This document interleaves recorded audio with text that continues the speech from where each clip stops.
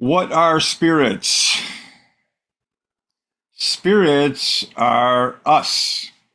We are all spirits, all living beings, all life forms are a spirit. We just happen to have a physical body as well as a spirit. A spirit is not a thing.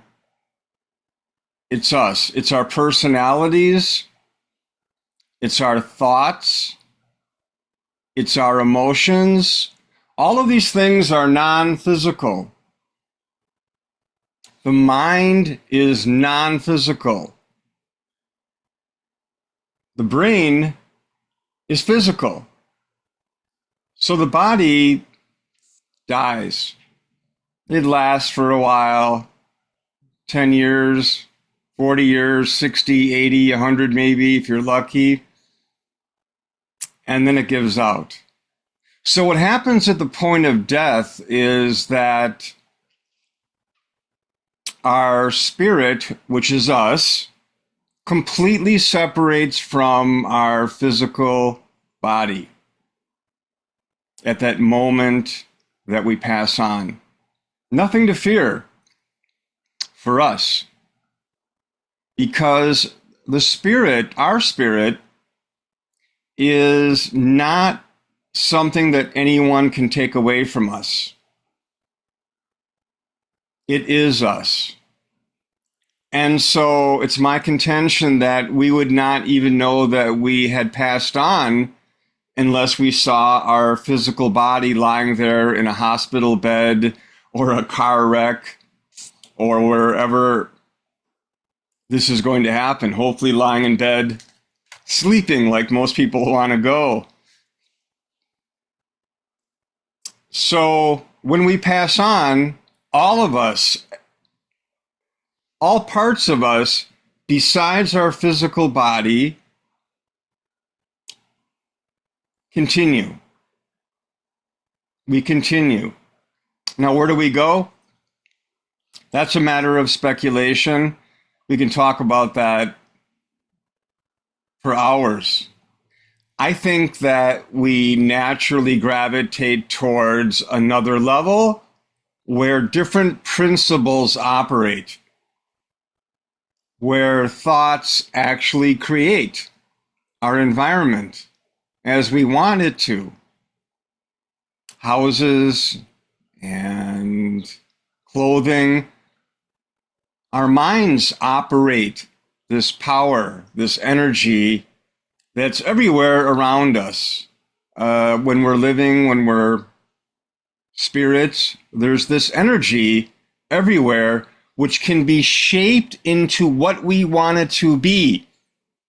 And here I'm talking mostly about non-physical things. So when people pass on, they can look like anything they want to. So let's say we pass on, we die when we're 80 years old. We might decide to look younger when we were more active and vital and feeling better and didn't have any health problems. That's easily accomplished. That's a natural skill that spirits possess. And because we're spirits, we can do it too. So a spirit would generate an image of what they want to look like. So I'll use myself as an example. You know, I'm 65 as I make this video. Someday I'll pass on and I might want to look like I did when I was 35 or 40. No gray hair, all sorts of stuff going on when I was 35 and 40 years old. And so all I have to do, and all anybody has to do, is actually think about it, and a spirit would generate an image of what they want others to look like, including how they want to look like. If they would look in a mirror, they would see themselves as how they want to be. So essentially, it's kind of like dressing up. I prefer to look like I did when I was 35 or 40 years old, as an example. And that is easily accomplished. And it's important to understand that that's not a finality, meaning that you can change your appearance as many times as you want. There's no rules about, well, if I'm going to look like I'm 35 or 40, that's it. You can change your appearance every second, every 5 seconds to how you feel. You know, I'm feeling like I'm 25 today and I want to look like I'm 25. I'm going to go out and meet some friends, all of who have passed on. And I want to look like I'm even younger or older. We can do these things. It's science. It's not magic.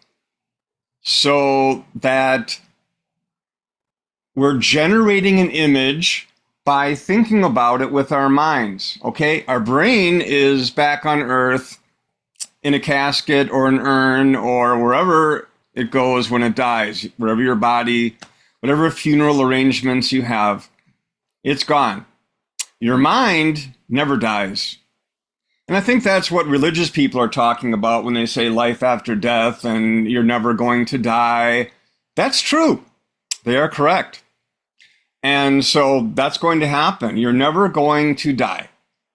Something is holding us together, our personalities together, that I don't completely understand. I don't think really any of us really understand. We can say it's God or higher spirits. We can say it's the natural energies of the universe. I don't know. I'm not sure. And so it might be just safe to say that this is what happens. We don't know exactly who's pulling all the strings, if anyone. A little nod to all of you agnostics and atheists out there that you could be right, that this might be it, you know. But I think that we go on, and the reason I believe that is not anything that I've ever read. And I've studied comparative religions and philosophies for decades. And this is more about me and my experiences. I remember little bits and pieces of what I think are past lives.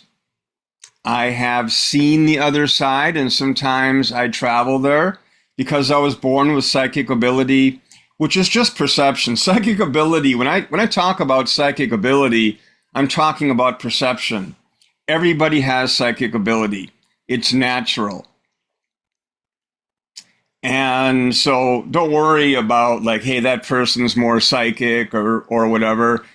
Maybe we're just paying more attention to it than some people, professional psychics, energy workers, but we all use it. The communication that spirits use is telepathic in nature. But that doesn't mean that sound cannot be produced or something that is like sound. It can be produced. And so the idea that spirits kind of go around on the other level, as I call it, and don't say anything to each other is just not true. So, okay, you know, that if you look at a spirit, they're going to have a mouth and teeth and all that kind of thing, but that's what they created because that's what they want to look like. We don't want to walk around without a mouth or something. It looks kind of weird. I just don't think people change that much after they die and they automatically generate an image. So if you look inside of a spirit, you would not see innards. You would not see a heart, lungs. There's no oxygen on the other side. There's no need for lungs. I would hope that would not distress you. If you don't need any oxygen, there's no point in having internal organs. So essentially, look, I believe that there are restaurants on the other side that groups of spirits have created restaurants and hotels and concerts and all the things that we like to do on this side. It's done a little bit differently. But the idea is that, why not continue to eat? Do spirits need food? No. We don't need food when we die. We might need love, emotional energies. We would not cease to exist if we did not get these things. But the idea is that people like to eat because we consider it to be something that is fun, things that taste good, something that is social. I think that spirits eat for social reasons. Now, if you're eating as a spirit, all a person has to do is create that food. It's not made out of animal flesh. It's not made out of things that grow in the ground. There really isn't any ground, even though there might look like there is. Fields and trees, they're everywhere. But essentially, it's made of energy. And so if you take a fork and you cut something up, or you're eating a burger or some kind of salad or something, it looks like that and it tastes like that. It's the mind. But once it really goes inside of the mouth and we're like doing some chewing and stuff, there really isn't any swallowing necessary, because we're really just moving energy down through our spirit. It's just energy that we're eating. Can this energy have a positive effect upon a spirit? Yes. So spirits do consume energies in order to maybe increase their ability to perceive, to feel more like themselves. And again, as I said, also for social reasons. So what is a spirit? It's us. Who has a spirit? Every single living sentient being. That includes dogs, cats, trees, insects. All forms of life that we see around us have individual souls. I've just never bought into the concept of this group soul type thing, that somehow we go into this cosmic batter. I realize that it's a philosophy. It's an old philosophy, really, mainly associated with Buddhism, which is a interesting group of philosophies. But I'm not cutting it down or anything. That's not what I do. I don't cut down people's religions and philosophies. I think we're all searching. And so we just have to kind of coordinate a little bit and talk about it. It's good to be skeptical. It's not important that you believe what I say. I'm not trying to convince anybody. I'm just trying to express what I think is going on. And like I said, very little of what I talk about in my work of Star Clear, in my books, in television and radio shows that I do, really, it doesn't come from other books that I've read. That's just too easy for me. I can repeat what I read in a book, but they're not my thoughts. That's not how I think.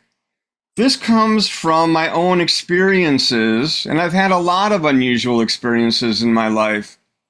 A lot of experiences that people would maybe label as supernatural, and I would label scientific, science, interaction. So I've been interacting with spirits and also what I believe would be extraterrestrial aliens since I was a young child. I was visited by aliens, and it's something that's happened to me many times in my life. I've never been abducted.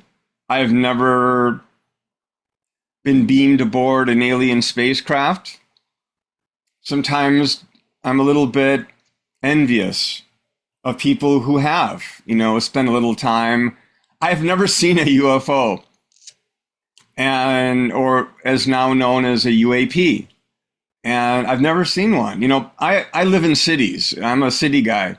So I've lived in Las Vegas a couple times, and Milwaukee, Wisconsin, and Cincinnati, Ohio, and Missouri, Arkansas, and places like that. And but other than Arkansas, I've always lived in cities, and not a great place for UFOs to land, for alien craft to land.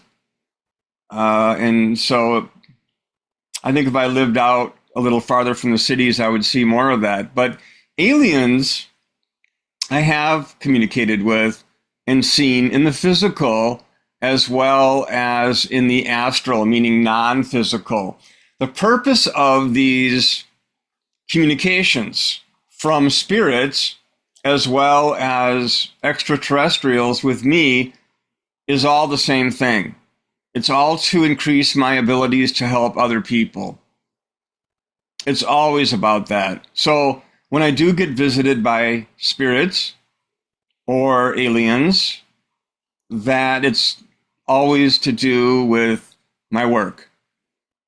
Sometimes it's personal, to do with how I'm feeling or something like that. But I never talk to them about, like, how do you get here? Like, say, extraterrestrial beings. They don't look like us.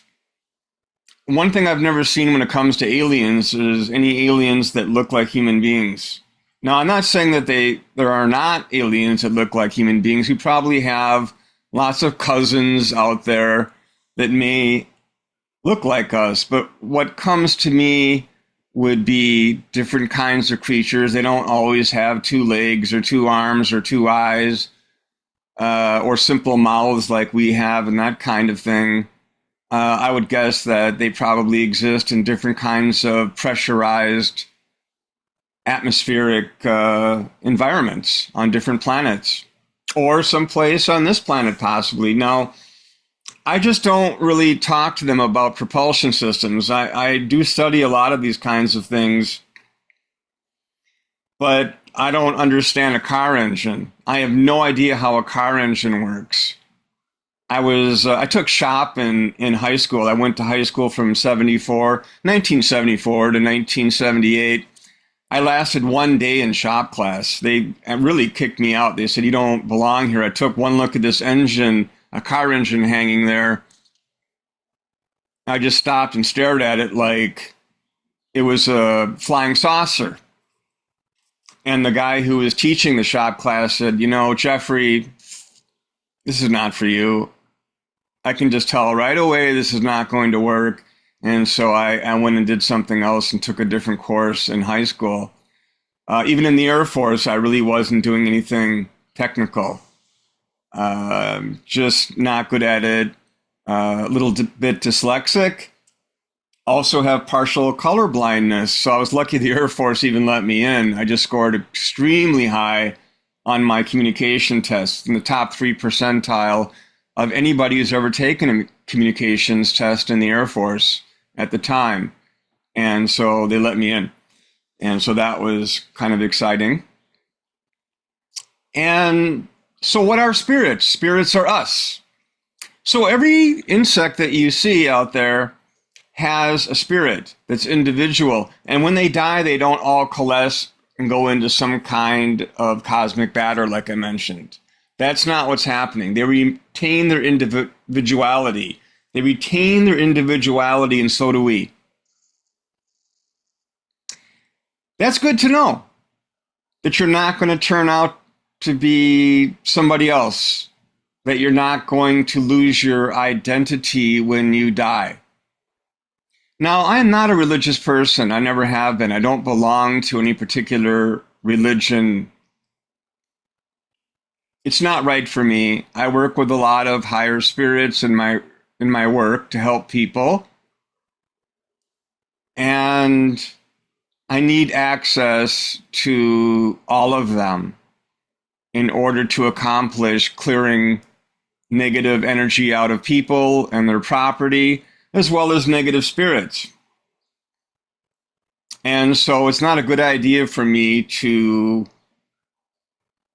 only connect with, say, the higher spirits of one particular religion.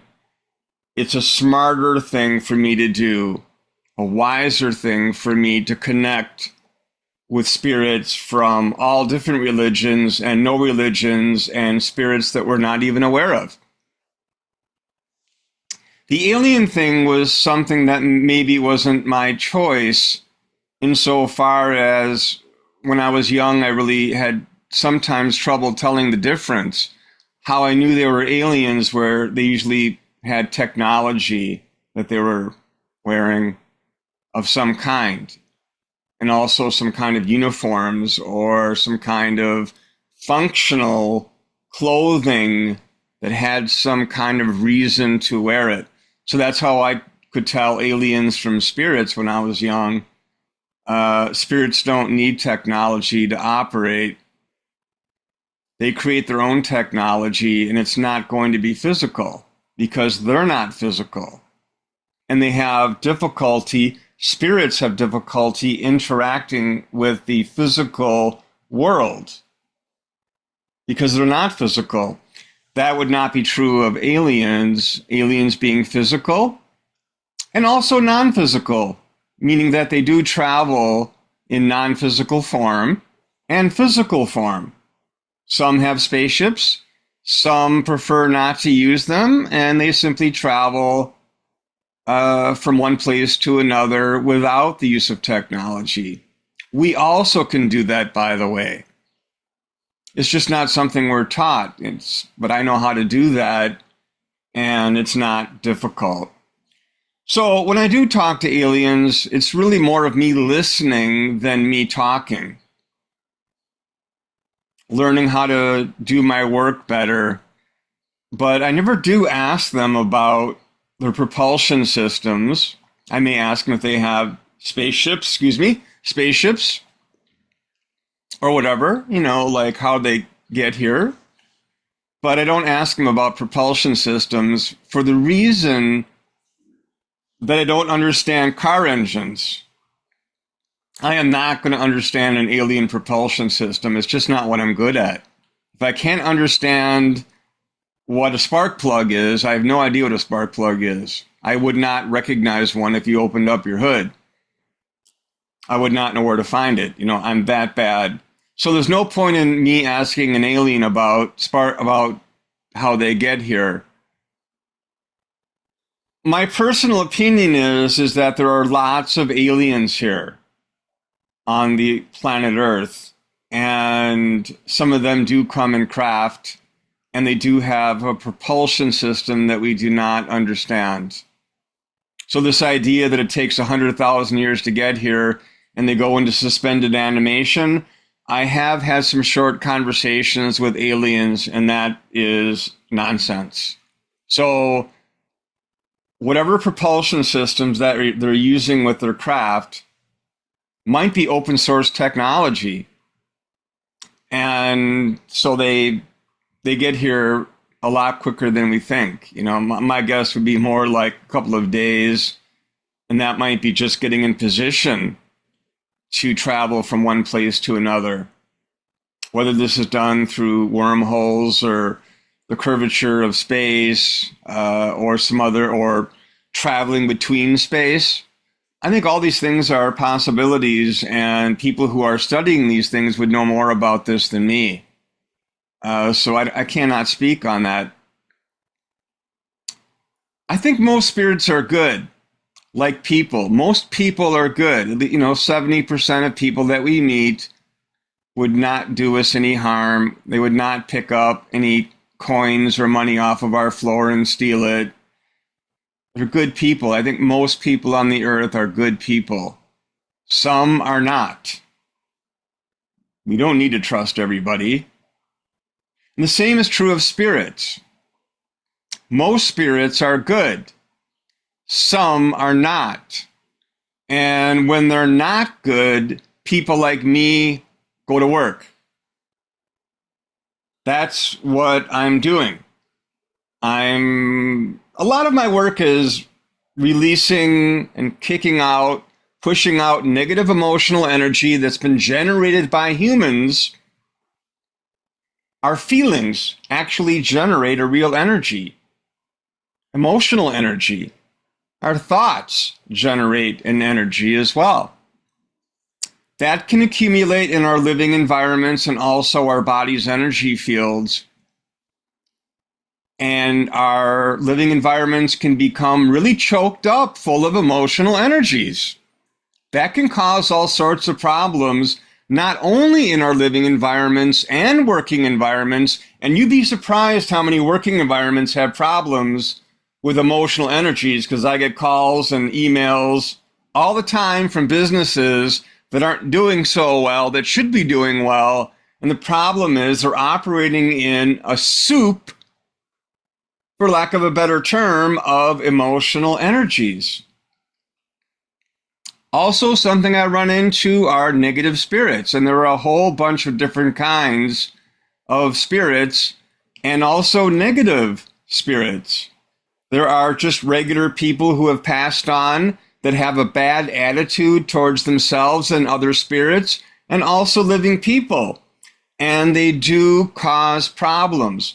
Most of these problems are a transfer of negative feelings from the spirit to living people that amplifies our emotional energies. So if we're a little bit angry about something, and a negative spirit, which means a spirit with bad intentions, comes around, that they transfer their feelings to us, which is really easy to do because we can transfer feelings just as easily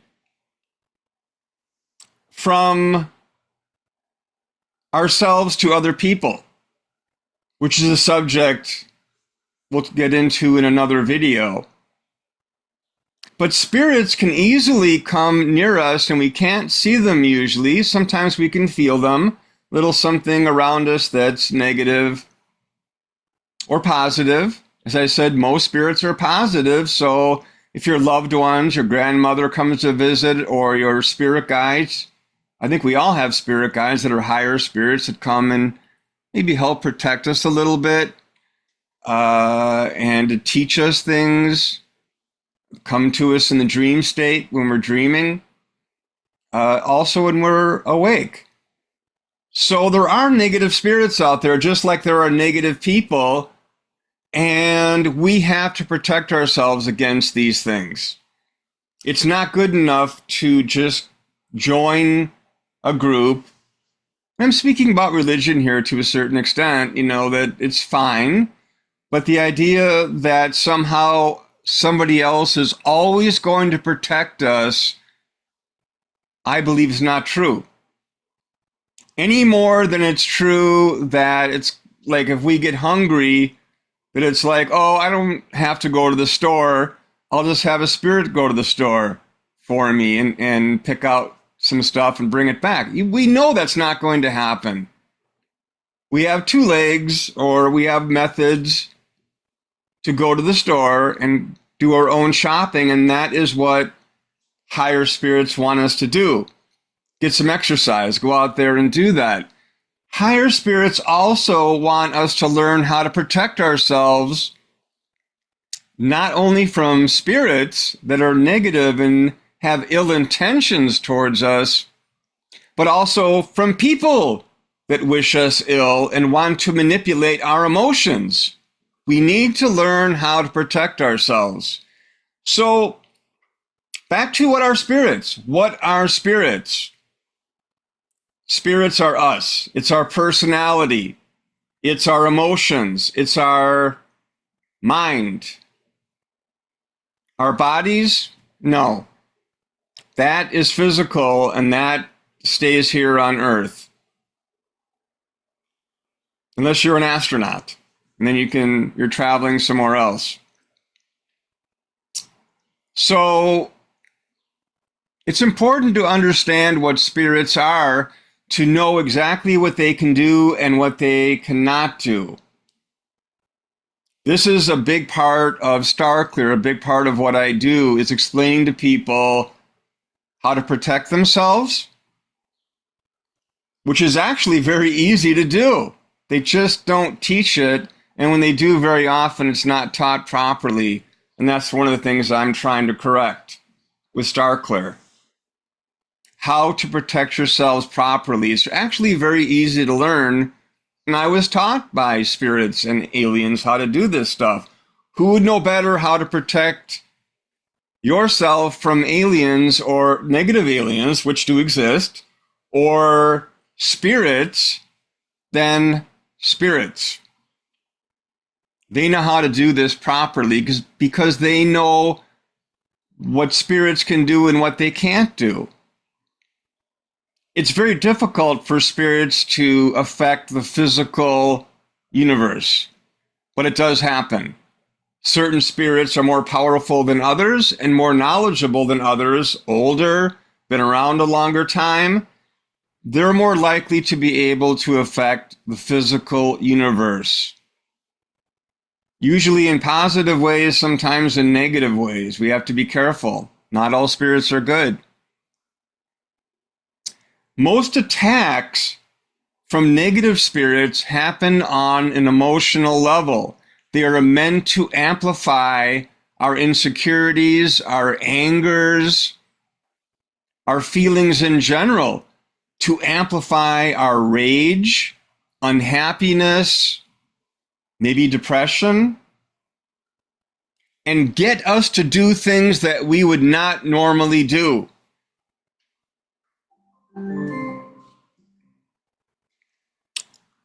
So we'll go into that in our next lesson.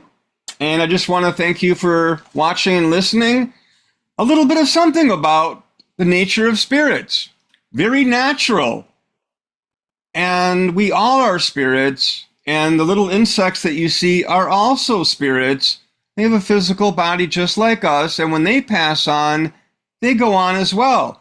Cats, dogs, hamsters, everything. Spirits are everywhere. It's a very natural thing. See you next time.